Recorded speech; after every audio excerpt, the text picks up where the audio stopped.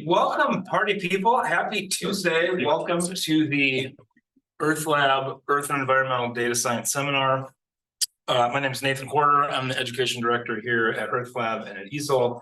It is my pleasure to introduce my friend and colleague, Imtiaz Rangwala, who's going to be our speaker today. I'll read his bio and then I've got like a little anecdote that I'll throw in there at the end. But Imtiaz is a research scientist at Ceres and is the lead climate scientist at the North Central Climate Adaptation Science Center, also known as the NC-CASC.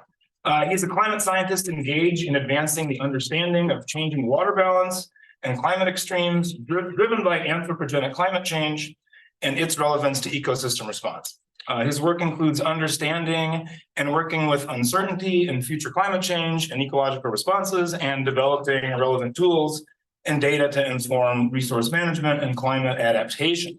He has extensive experience in working with natural resource management within the natural resource management community in the Intermountain West and Great Plains region in the development and communication of useful and usable climate science and data. And I would just throw in there that I had the pleasure of working with Imtiaz over the course of the last 3 summers or so, I guess. When I came to CU and Earth Lab in 2020, I was helping run the Earth Data Science Corps, which is an NSF-funded program that Leah and Jennifer were awarded prior to my coming in 2020 as a postdoc.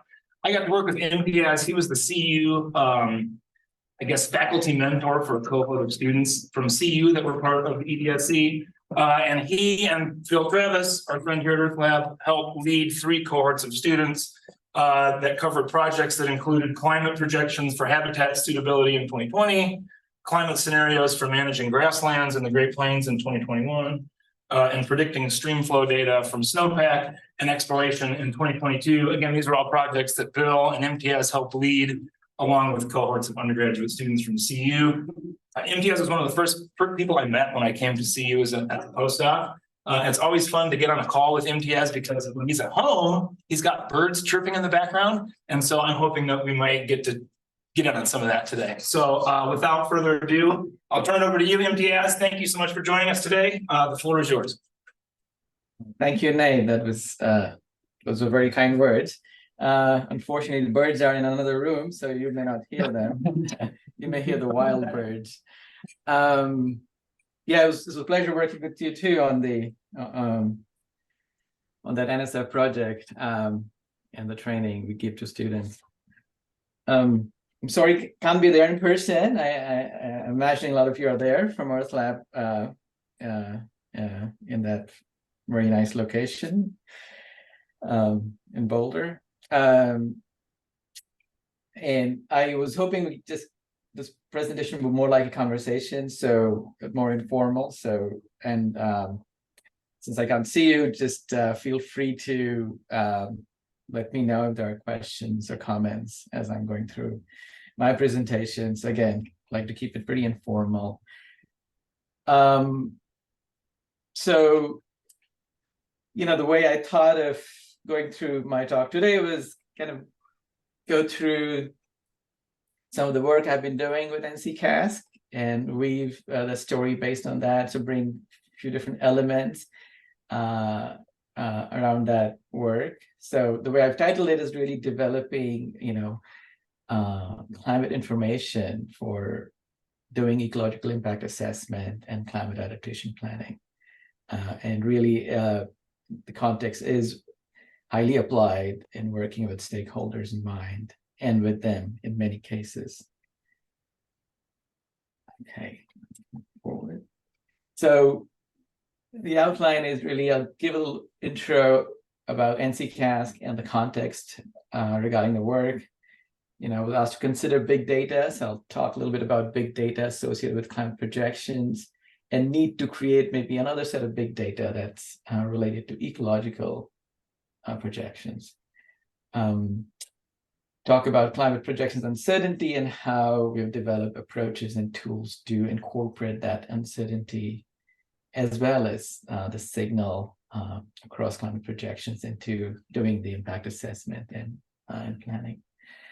And then I'll end with talking about some of the current work we're doing at NC-CASC, where the focus is moving towards developing more robust ecological scenarios for natural resource management applications.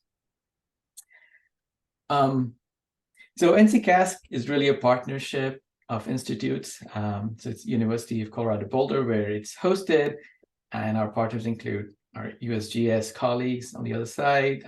They are both admin and science staffs. And then we have 5 other consortium institutes across these 7-state region. And what we are trying to do is really promote interdisciplinary and actionable research that directly informs conservation and climate adaptation on the ground, as well as provide climate adaptation science services to our partners that include tribes, federal, state, and local natural resource managers. And so we've been here since 2018. And again, the center is funded by the Department of Interior. So this slide is just to give you a bit of a flavor of the kind of work, at least I've been involved with through NC-CASC with different partners here. So on the very top, you see we've done now close to 20 species status assessment with U.S. Fish and Wildlife Service. So these are the assessments we are trying to see, trying to list, trying to kind of do vulnerability assessment for a species and examine whether the species needed to be listed. So that's been a great partnership over the last 5 to 7 years, and really informed kind of how we bring in climate and climate information. What does actionable climate information mean? I'll talk about some more work related to that effort later on, and how that helped us develop approaches and tools. We've also had great relations with the Park Service, especially the Climate Change Response Program that's based out of Fort Collins. And through that, we have actually worked on a few different Park Service scenario planning efforts, again, to bring climate change in these different parks and do assessments of climate change impacts and evaluation of strategies. But you also see we bring in work with state fish and wildlife folks, tribes. In particular, our work with Rosebud Lakota tribe has been quite notable, and we have kind of developed with the tribe a climate adaptation plan, and then they've used that effort to get more money from the Bureau of Indian Affairs to open a climate center. So our work kind of sees impact downstream. Moving on. Yeah, maybe a little more about the context. And, this wouldn't be surprising to most of you working in Earth Lab, but climate change, is at least one of the big stressor out there that is rapidly altering environmental processes and reshaping and transforming ecosystems at times in very surprising ways.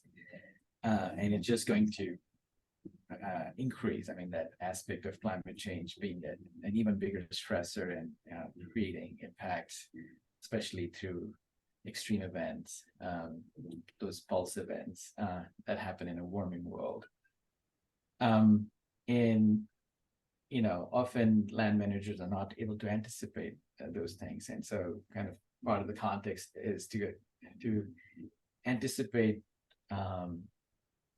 transformation on the landscape and develop strategies up front. So land managers are not caught off guard. Just again providing all these examples around how forests are changing, a wildfire, and in our grasslands, some major transformation through invasions. Some examples there. In terms of foci for NC-CASC, and if you look at our 7-state region, these are 4 major ecosystems you'll find: freshwater, riparian, grasslands, sagebrush, and the mountain region. So kind of that's how we have divided them. Again, there are many sub-ecosystems within them, and it's pretty diverse, but these are broad categories. And the management challenges largely focused on habitat loss, connectivity transformation, that kind of falls under the umbrella of ecological transformation, water availability and drought is a big issue. And then other topics like wildlife disease, invasion, wildfire phenology are other topics. The top two ones I've really focused a lot on in recent times and getting more involved with things like invasive species and wildlife diseases. Wildfire, Jill Marie, if she's there, she was involved doing some foundational research for us at NC-CASC around wildfire. And we kind of, again, wildfire will continue to be an important stressor on the landscape, and again, connecting all these different boxes, like how wildfire affects ecological transformation, connectivity, habitat loss, for example. So yes, just cross-linking these are also important. So the way we're thinking about climate adaptation science is highly interdisciplinary. So, we have climate scientists, ecologists, social scientists, decision scientists like Bill Travis, involved in kind of thinking about the science we do. And one of the ways we have done science, especially working with our partners, is developing these climate scenarios for application, taking them to then develop ecological scenarios and incorporating them into understanding what actions or strategies would work if those scenarios come to pass. So again, it's an easy slide, but it's just it's a complicated work, especially now as we are looking into more robustly doing the ecological scenarios. I think we have made a lot of advancement in how we are bringing climate information to bear on all of this. And that's been the last decade of work that's informed it. And I think the next decade belongs to the next two rows. How do we develop these ecological scenarios more robustly and integrate that with the planning process or all the decision tools? Okay, so moving to big data, and I just wanted to raise the issue first and foremost, and then get into some of the details.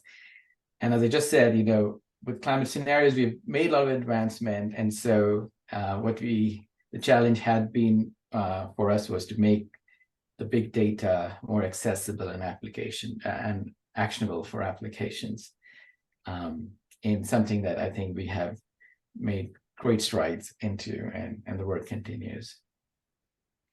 But on the ecological scenarios front, developing more robust ecological storylines of future ecological responses, I think there's a need to create those big data for application. How that happens, it may be more non-trivial than maybe some of the climate work we have done. But yeah, that's the challenge that we need to address in one way or the other. Okay, so I'll get into some climate conversation for the next 10-15 minutes, just talking about climate projections and uncertainty. And of course, whenever we talk about climate projections, we need to pay homage to the global climate models, the world, they being the primary tool to project future climate. Again, just so everybody's on the same page, these models have been developed to represent and model physical processes that govern the Earth's climate system. And we have over 20 independent modeling centers around the globe, and they have increased over time. There were fewer a few decades ago, but more and more countries have their own climate modeling centers now. And so, all these efforts are brought, so all the projections that are produced by these different centers, are kind of orchestrated through the CMIP process to kind of, inform on guidance. The CMIP process provides guidance on how these projections are developed, compiled, and then used. And so more recently, we have these CMIP 5 and CMIP 6 data you may have heard those projections that kind of forefront of being used. One important thing about these different generations of model development since the mid-90s has been like projections have been consistent in kind of telling the story about climate change and kind of the uncertainty around climate change, with some caveats, and we'll talk about that. There's something interesting that has come up with CMIP-6 set of projections. These global climate models are also increasingly becoming Earth system models. So I think the trajectory is always toward that for a long time, integrating more and more components of the Earth system into these what we used to call the general circulation models. We don't use that term anymore. DCMs are global climate models now, and because again, representing a lot of the Earth system processes, and again, increasingly on the right, if you see in recent years, incorporating the effect of vegetation and biological feedback into kind of both the physical and chemical processes relevant to the Earth system. And so, of course, the question is, we're trying to kind of simulate a more coupled system where we can actually even explore how ecosystems are responding to a changing climate using data sets from these, relatively coarse resolution climate models. And the question is, what kind of useful insight they could provide, especially in the context of understanding future ecological responses. So that's actually a question out there. And I think has been looked less into by the ecological community. What's coming out of these models. I guess, that's one place where I guess there could be a collaboration, like how data from the system models can inform different use cases out there. So I talked about the CMIP process. So again, this process, you can see, happens through this collaborative framework where all these modeling centers involved in kind of developing new models and advancing the climate modeling efforts. And so every 5 to 10 years, you get this newer set of projections, right? And you can see kind of in the table the way the different CMIP phases have come to pass and the different time periods. So anywhere from 5 to 10 years. I usually, in my mind, I keep like 7-year time frame, but it has varied. And the data has become massive and massive. So the CMIP-6 data size is very close to somewhere in the range of exabytes. I was looking, I did ask ChatGPT about, what size of CMIP-6 data is, and it was not sure. It said, most likely exabytes, but, at the edges of thousands of petabytes. So yeah, a lot of data is being generated and archived. Are we using it well? That's a different question. But this does pose a challenge for when we're trying to apply climate science and information into decision making. Every 7 to 10 years, you get new data. Do you need to redo all your assessments using that data? It just, natural resource managers have very limited resources and time most of the time. And so this really is a challenge, a kind of a reasonable challenge. How do we keep up with the latest data, to put it, mildly. And of course, you've done work with using previous data. How do you need to do new assessments, new analysis with the new data to see if that work is valid or the previous work is valid. And you just usually can't use these data right away. usually you need to develop downscale products and tools before these data gets used really for most users. So again, there's a lag by the time CMIP data comes and by the time downscale data comes, it could be a lag of another 5 to 10 years. And so there's definitely downstream challenges once these projections come out from like the scientific climate science community, and then how it is incorporated, used, etc. And especially, you know, somebody like me has been working with CMIP5 data a whole lot, and when CMIP6 was coming, like how should we prepare for it and use it? And especially when you have some problems with the new data, you know, what issues does it add to your work? So I wanted to quickly talk about the CMIP6 projections and some of the problems or issues that it has raised. As I mentioned earlier, the uncertainty or kind of the information coming out of these models have been pretty consistent from one generation to the other. I think some of the biggest change we have seen is going from CMIP5 to CMIP6, and especially in terms of kind of the warming the models, or the majority of models are projecting, or kind of the climate sensitivity these models had to changes in greenhouse gases.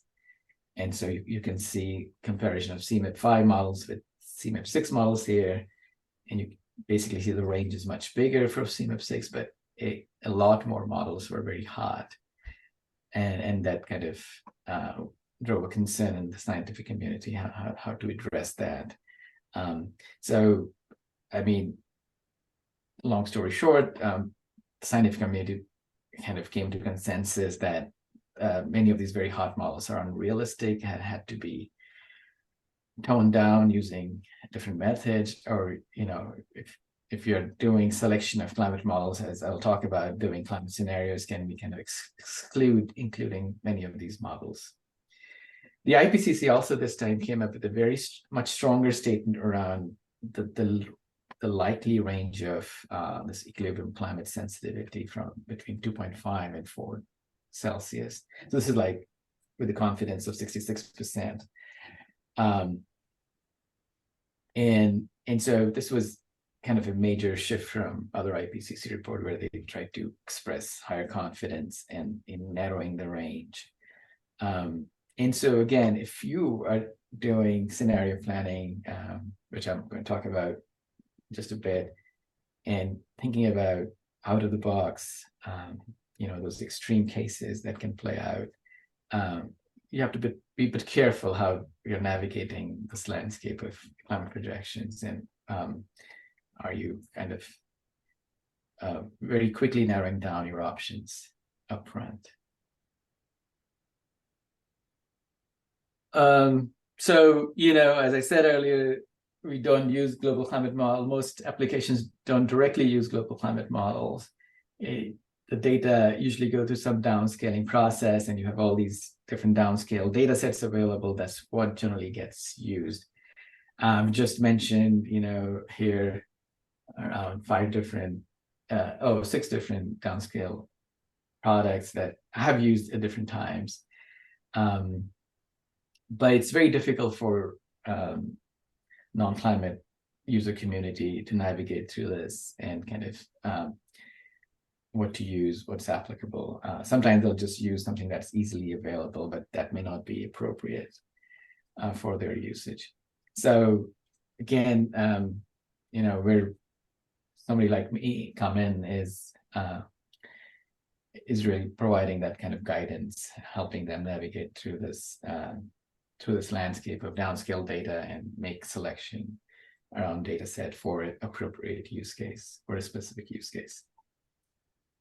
So yeah, I mean, I can spend a lot of time just talking about downscale, the downscaling methods, the projections and issues there, but I'm going to leave it there. If there are questions later on, I'm happy to get into that.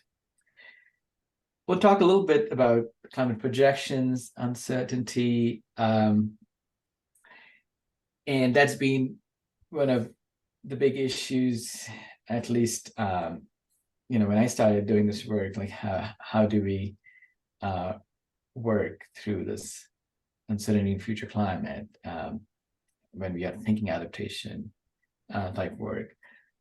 So this is one rendition of how you can imagine the uncertainty. This is showing global temperature change through,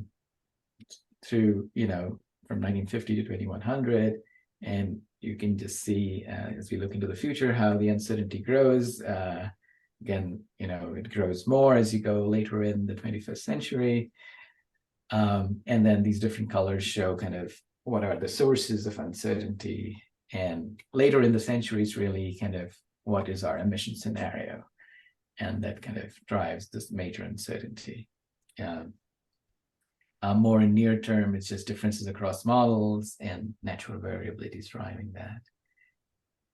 So yeah, in most cases, I've worked with folks in real world application. We have focused on the mid-century time horizon. There was concern dealing with the uncertainty at the end of the century, so they've avoided that. But more and more, they're getting directives to plan 100 years out at least. So I was involved in national climate assessment, and by it was written mandate to look 100 years out. So it was a challenge because sometimes we didn't have data going 100 years out from the current date. So like we're doing it now, so we need data going far into 2120, and most models stop at, most downscale data sets don't go beyond 2100. Again, I mentioned this is one of the big source of uncertainties, climate model projections. The climate, the greenhouse gas emission scenarios. This is what the diagram is showing here. More recently, folks are putting likelihood around these scenarios. And so, for example, the very high-end scenario of RCP 8.5, they're saying this is a very low likelihood scenario. And so the challenge for user community is then, should we use it or not use it? And so again, that's been some challenging conversation around that piece. Like, should we just ignore all the projections from RCP 8.5 just because now we aside from likelihood around these, and there've been directives in some agencies where, hey, work with more likely information than just work with the likelihood element, probabilistic element in these projections. So again, challenges like, okay, in some studies that have ignored this, like the latest to be coming out soon, Climate Change in Colorado report does not work with 8.5. I think I know. But the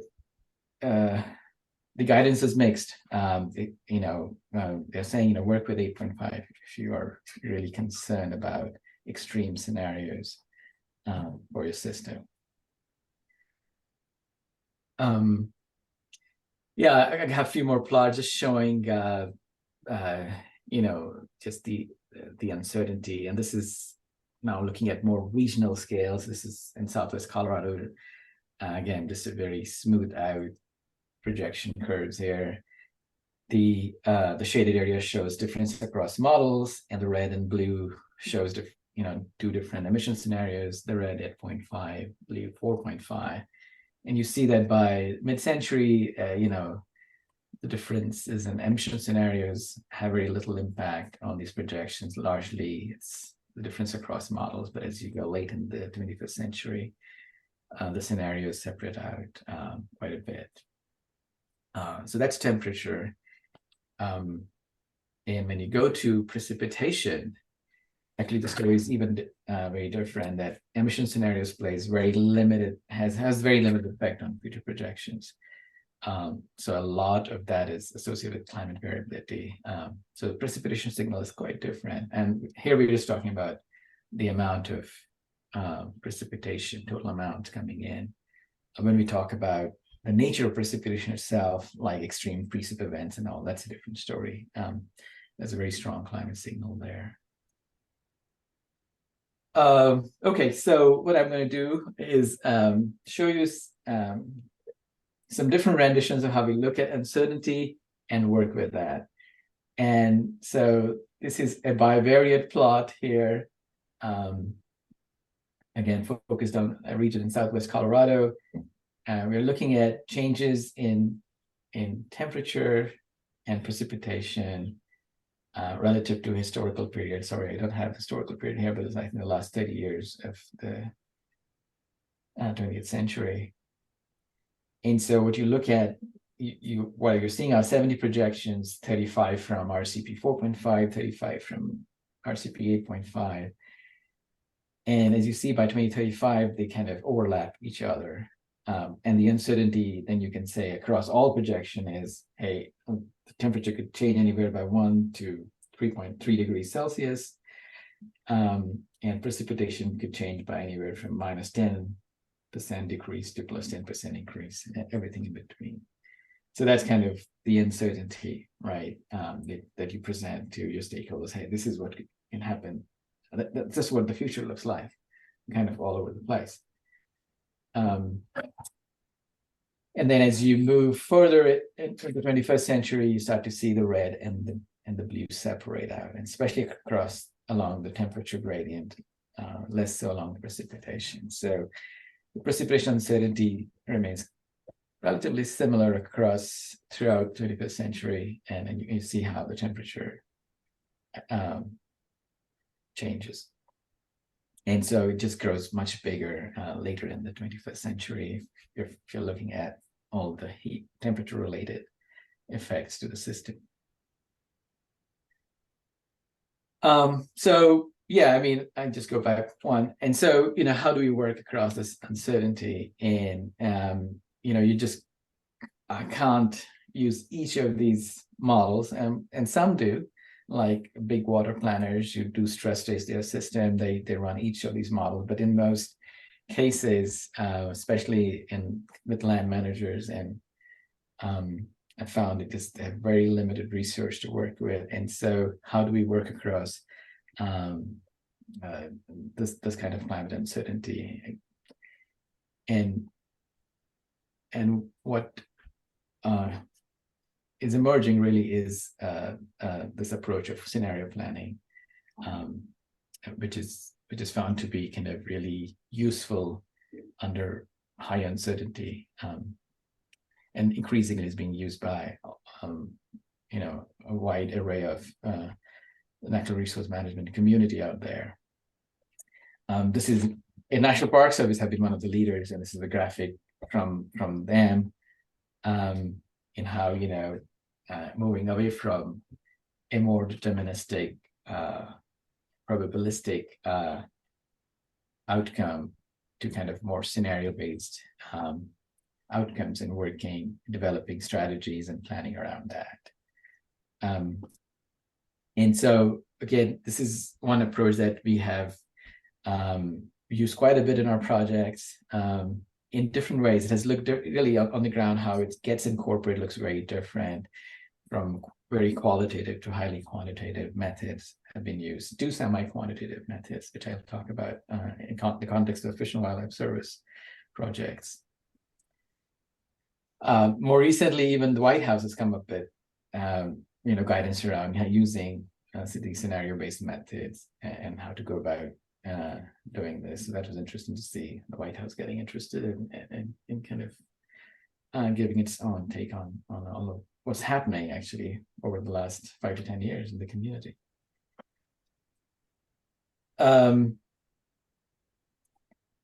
So, as I mentioned earlier, a lot of good relationships we've had with Fish and Wildlife Service, and have through that working on all these different species status assessments. We've been calling these individual projects, these individual assessments are individual projects. So we have again done close to 20 SSAs at this point. This is some nice pictures, and it's great to work on these projects. And again, just giving you a flavor of kind of the work that covers both plants and animal species. So again, the way we have especially in the context of these SSAs, what we've done is we've worked with something like a bivariate plot of, usually temperature and precipitation, but, we have tools now to work with various different climate metrics that you can put on your X and Y axis, look at what the uncertainty scatter looks like, and select your scenarios. So this was a project with the TNC. I'm just using it as an example where we selected 4 different scenarios, and then the Nature Conservancy in Colorado kind of looked at all their different systems in Colorado and see how they'll fare out and across these scenarios. Again, what this allows, scenario selection allows, is that you've worked with 4 different storylines of climate future and just see how the system's behaving in the future.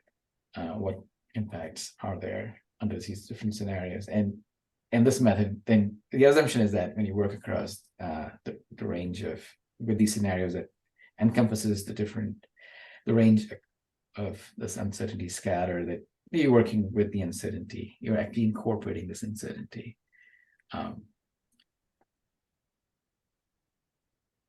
So with the Fish and Wildlife Service assessment in particular, we have developed these semi-quantitative methods to kind of get to doing these assessments. And so once, I'll go back on one slide. So once you're able to select your scenarios using this framework, you can then develop under those scenarios what climate change looks like.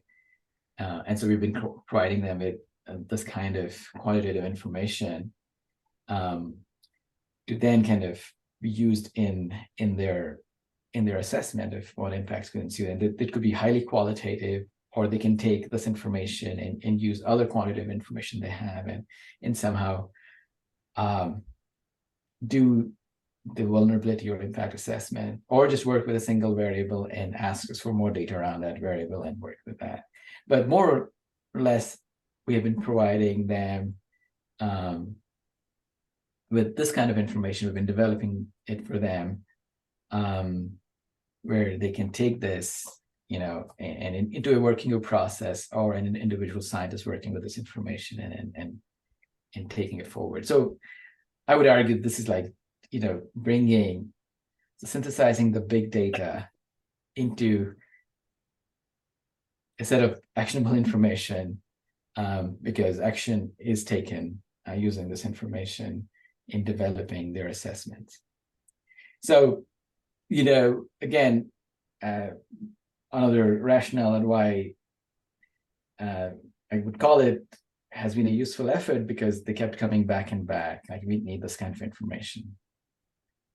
But developing this information for each project would take time. It's because this whole process of how do you end up selecting scenarios, what metrics are you selecting scenarios, and then what data do you need, and producing all this data was again non-trivial, took time.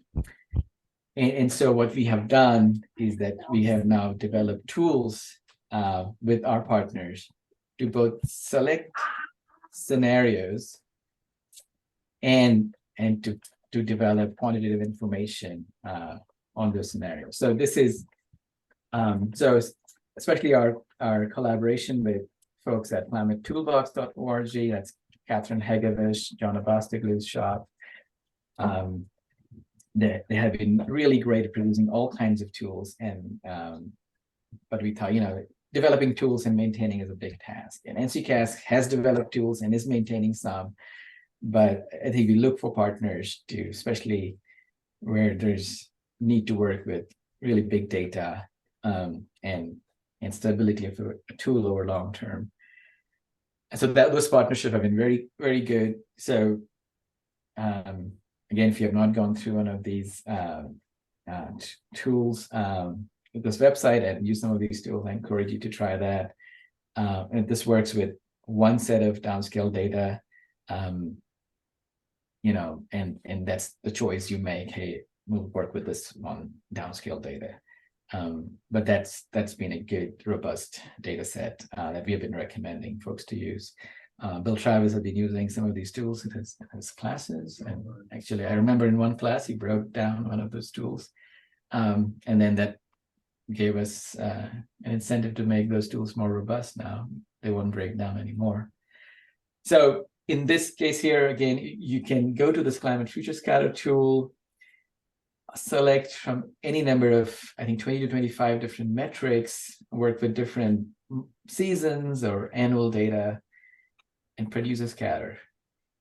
And then you can choose from that scatter kind of your scenarios, you can the models you want to work with. So again, this whole process is to assess uncertainty and work with that uncertainty, select scenarios. This allows you to select scenarios. And then more recently, we had this externally funded project through NC-CASC to develop these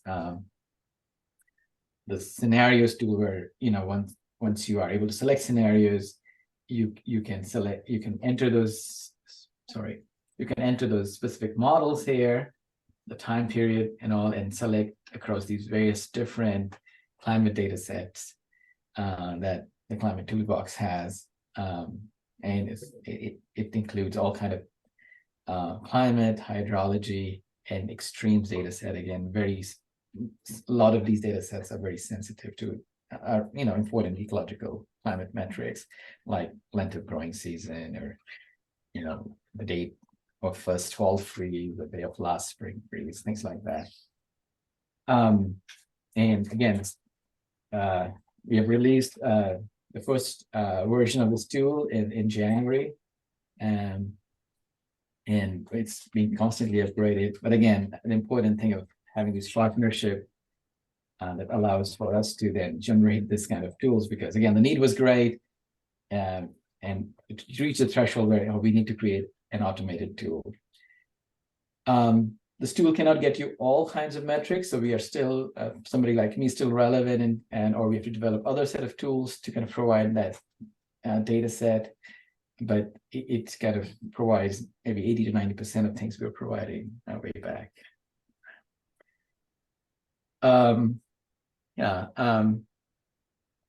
I guess I have 5 more minutes, right?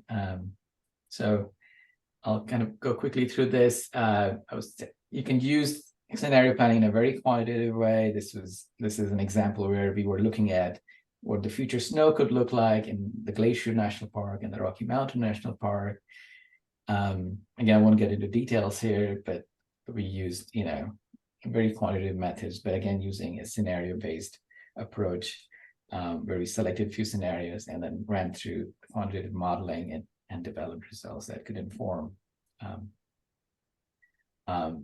what the best case scenario looks like or the worst case scenario looks like.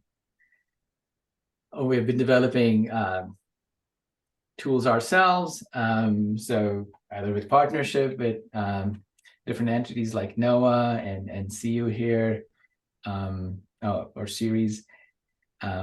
These are shiny apps, are totally homegrown at NC-CASC, and these are shiny apps and really trying to get to those other metrics, extreme metrics, where some other tools wouldn't allow us to at this point to go there. And then I also wanted to mention the Climate Future Toolbox that Ty's been involved with, and before him,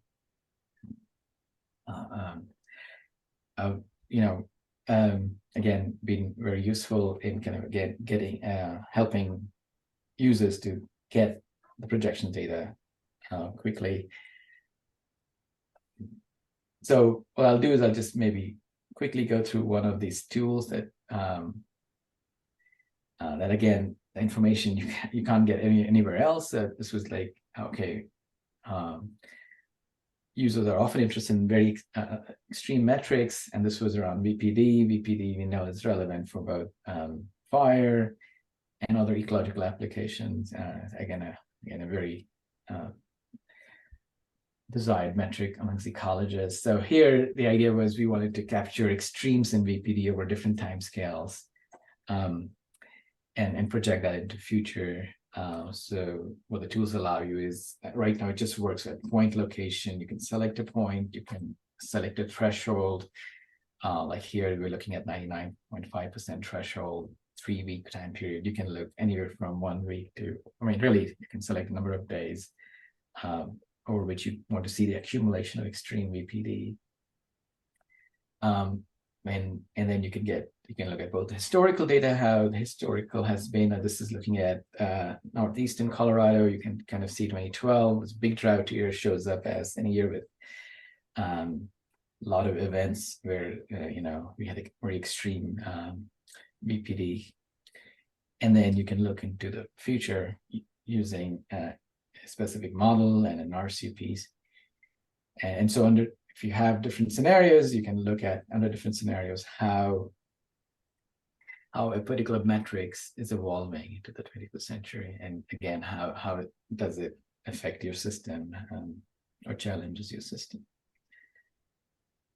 Okay, may take 2-3 minutes to just talk about this next big challenge that I briefly mentioned earlier that we are focused on, and Kira Clark-Wolf, many of you may know her. She's the postdoc leading this effort, and I've kind of stolen some of her slides to kind of talk about it. So we, in our projects, at least for the last 10 years or more that I've been involved, we have been generating ecological scenarios, but the sense is that we have not been considering the ecological uncertainty as fully as we've been considering the climate uncertainty. So choice of methods, qualitative versus quantitative, and even choice of different quantitative methods can give you a set of future ecological futures, but it may not be comprehensive enough, and you may be missing a lot of what plausible ecological trajectories could be in the future. And so I think there's a desire and need to consider ecological uncertainty more fully in the community, and bring it to things like decision-making frameworks like the RAT framework that some of you may have heard about. So I guess the challenge here is, how can we create a more comprehensive set of future ecological scenarios? Again, imagine that scatter plot we have for climate, just more comprehensive, and from that selected tractable scenarios that we can then use for application. So both creating the divergence in a meaningful way, and then convergence in a meaningful way. And you may have, some of you know that we had this workshop in July, connected with some of you, and appreciated all the help we got during that 2-day workshop, where we had folks come in from all over the place to have a brainstorming around this, and some of the things that came out of it, that we should think more along the terms of ecological trajectories, not only outcomes, but trajectories, how we get to different possible ecological scenarios in the future, and think more critically about out of the box things that could happen, these black swan events. And so right now we are at a place where, we just kind of, the discussion is, how do we get there? So again, I think hopefully this is food enough for collaborative thinking, and I appreciate everybody's listening to me. If there's any time for questions, I'm happy to take. So, thank you.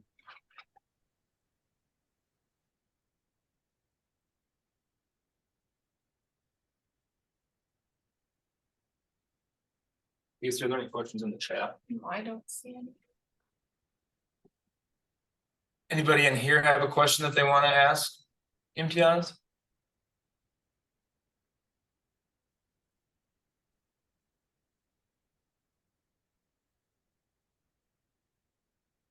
They had their hand up on Zoom. Clapping or waving. I'm curious, like, how do you do all the localized downscaling as part of these like toolboxes? Because that seems like that's the most challenge for a lot of people who are doing applied things, is they don't really care what the global scenario is. They want to know how much rainfalls they're going to be in this particular location, or what your derived variable is, I don't know, VPD days above something. Yeah, that's correct. again, it could be from point to a region of the whole park. Sometime, yeah, even bigger regions, but that's true. Yeah, and downscaling does two things. It removes the biases that the GCMs have for a location or a region. And so that's a very important thing, and provide something at higher resolution. So yeah, I mean, folks don't necessarily look at GCMs. They just want to see what's the right data available, the right scale. But I think it's important for us to tell them that, hey, but the signal that's coming in this downscale data is actually coming from the GCMs, and so there is that relationship. And are you doing that dynamically when people put in requests to Oh, shiny apps and stuff, or are you storing that? I'm mostly a user of data, and so so mostly using the data set I talked about with Climate Toolbox as the MACA data set, which is a multivariate adaptive climate analog approach to do downscaling. And so there are various kinds of downscale products, downscale climate projection products out there. And so most of the times we just use those data sets. In other cases where they need data at even higher resolution, sometimes I've provided that kind of data by using some just kind of manipulating data so that it's at the right resolution. But myself have not done dynamical downscaling. Most of the dynamical downscaling products are, however, more coarse resolution out there. So they are available at 25 to 50 kilometers. So most of the downscaling is statistical, which gets you to anywhere from 1 to 6 kilometers resolution. And often that resolution is not good enough for ecologists. And so again, this but yeah, that's what they have to deal with most of the time. There are some data sets that don't have a very good temporal resolution, but they have very high spatial resolution. So simple change, just the deltas from GCMs are applied to those very high resolution spatial data, as in case of world climb. So if you're mostly interested in spatial data set, just period change. So I recommend them using those data where you have very high resolution information available.